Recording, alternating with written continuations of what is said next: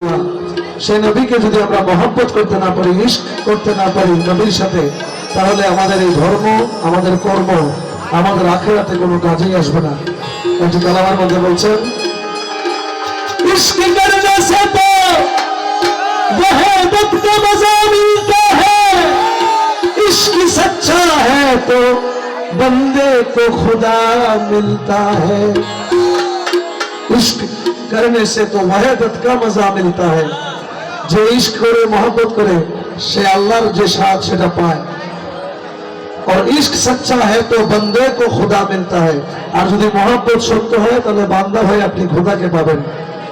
ए मुसलमानों, एक ही बात पूछता हूँ, तुम सच बता देना, अगर झूठी है बात पर चढ़ा देना।